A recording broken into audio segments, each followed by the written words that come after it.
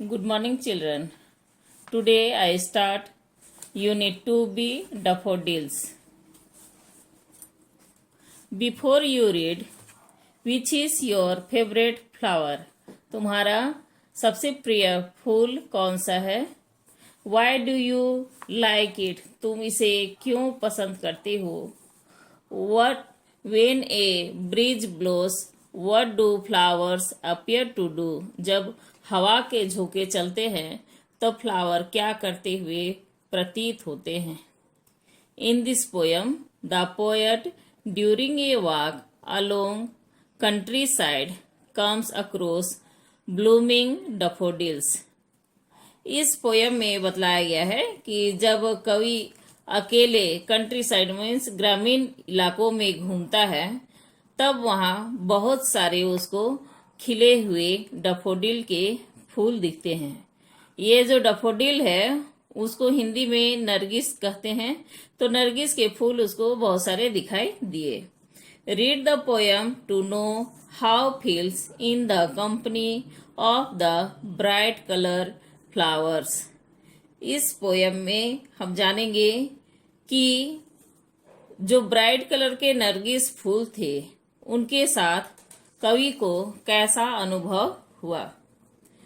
First stanza में हम देखेंगे, आई wandered lonely us A cloud that floats on high over valleys and hills when all at once I saw a crowd, a host of golden daffodils, beside the lake, beneath the trees, fluttering and dancing in the breeze. Wandered means घूमते हुए, lonely अकेला, cloud बादल, floats तैरते हुए, high ऊंचा, over ऊपर, valleys and hills घाटियों और पहाड़ियों में। होस्ट ऑफ गोल्डन डफोडिल सुनहरे कलर के नरगिस के फूल, बिसाइड द लेक, लेक मतलब झील, झील के किनारे, बीनीथ द ट्रीज पेड़ के नीचे, fluttering and dancing in the bridge, bridge हवा का झोंका से, फ्लटरिंग एंड डांसिंग झूमते हुए नाचते हुए।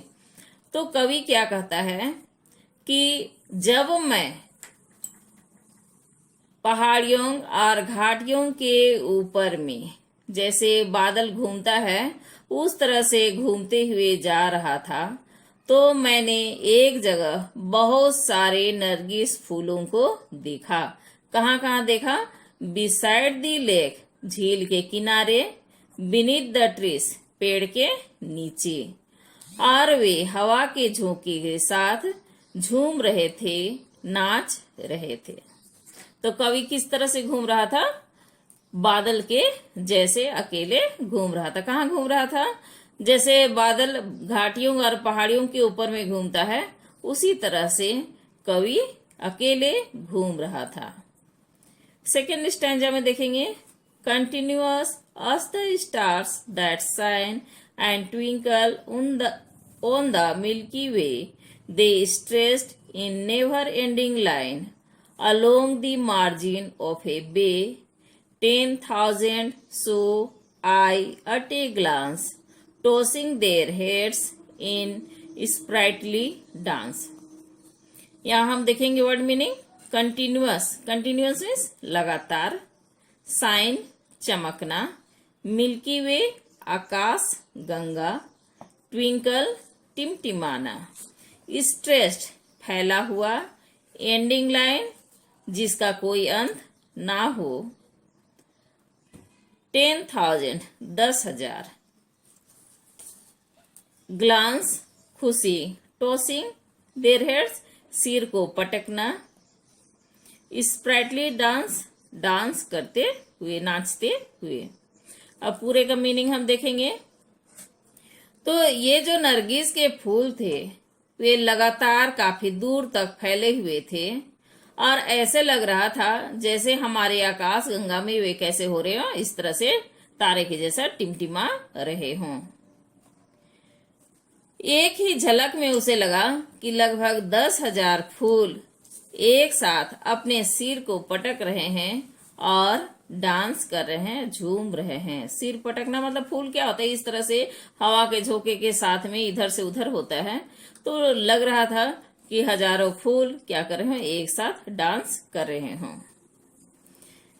Third stanza, the waves beside them danced, but they outdid the sparkling waves in glee. A poet could not but be gay in such a jocund company. I gazed and gazed, but little thought what wealth the show to me had brought. तो नरगिस के फूलों के साथ में कवि को ऐसा लगा जैसे वह भी खुशी से झूम रहा है। कवि भी अपने आप को रोक नहीं पाया। जोकंड कंपनी, तो यहाँ किसका साथ था, नरगिस के फूलों का साथ था। तो कवि को लगता है कि नरगिस के फूल जैसे खुशी से झूम रहे हैं, वह भी झूम रहा है। I gazed and gazed but little thought, लेकिन दिमाग में एक ख्याल आता है, लिटिल थॉट थोड़ा विचार आता है। What wealth the show to me had brought. Wealth means दौलत। तो खुशी का जो दौलत होता है वह बहुत ही बड़ा होता है। तो कवि क्या हुआ, नरगिस के फूलों के साथ काफी खुशी का अनुभव किया। लास्ट पैराग्राफ हम देखेंगे।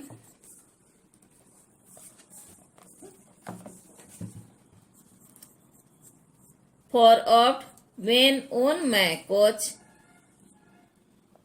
I lie in vacant or in pensive mood, they flash upon that inwards eye, which is the bliss of solitudes, and then my heart with pleasure fills and dances with the daffodils.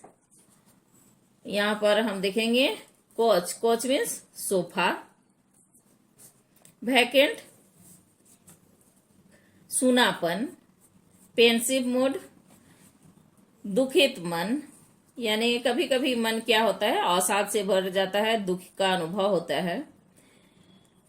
Inverse आई, आंखों को जब हम बंद करते हैं तो हमें बहुत सारे दृश्य दिखाई देते हैं। सॉलिट्यूड अकेलापन, हार्ट हृदय, प्लेजर खुशी।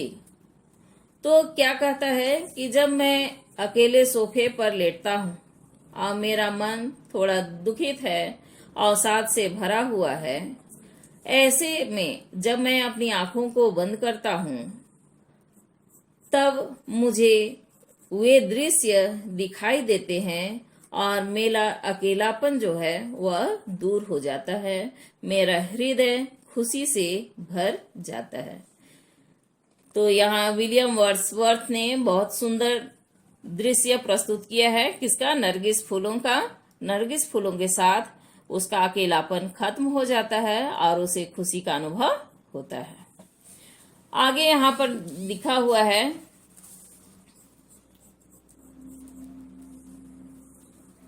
नो द पोएट, पोएट के बारे में। विलियम वर्ड्सवर्थ 7 अप्रैल 1770, उसका मतलब है कि डेट ऑफ बर्थ कितना है विलियम वर्ड्सवर्थ का, 7 अप्रैल 1770, और उनका डेथ हुआ था 23 अप्रैल 1850। was a poet of nature who belonged to Britain. तो कहाँ के रहने वाले थे, ब्रिटेन के रहने वाले थे, और ज्यादातर नेचर यानी प्रकृति के बारे में इन्होंने लिखा है। Most of his poems describe his personal experience with nature. तो बहुत सारे पोएम उन्होंने जो लिखे उसमें उनका व्यक्तिगत अनुभव, पर्सनल एक्सपीरियंस व्यक्तिगत अनुभव रहा है, किसके बारे में, प्रकृति के बारे में। यानी प्रकृति से जो उन्होंने अनुभव किया, फील किया, उसी को कविता के रूप में डिस्क्राइब कर दिया। Lucy Gray, the solitary reaper are just a few of the beautiful poems written by him. तो Lucy Gray, the solitude reaper, ये कुछ बहुत सुंदर कविताएं हैं जो उन्होंने लिखी है। आगे हम देखेंगे know the words. Wander, wander का क्या मीनिंग है? To move from one place to another without a particular purpose. तो वंडर करने का मतलब है कि एक जगह से दूसरे जगह बिना किसी मकसद के घूमना, निरुद्देश्य घूमना।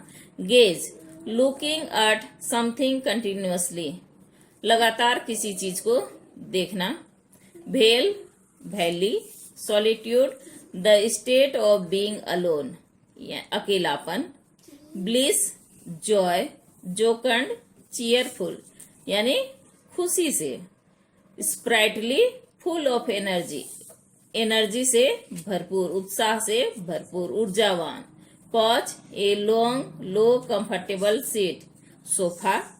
Pensive mood, state of mind when thinking deeply about something, अवसाद से भरा हुआ यानी दिमाग में कुछ गहरी चिंता में पड़ा। Milky Way, group of planets, stars that the earth belongs to, आकाश गंगा जिसमें कि हमारा प्लैनेट भी शामिल है और बहुत सारे तारे उसमें हैं। आगे में मैंने कुछ क्वेश्चन आंसर इसमें भेजा है। आप क्या करेंगे? पोयम को अच्छी तरह से याद करेंगे, अपने कॉपी में नोट करेंगे और सुंदर सुंदर राइटिंग में अपने कॉपी में लिखेंगे। आज के लिए इतना ही, धन्यवाद।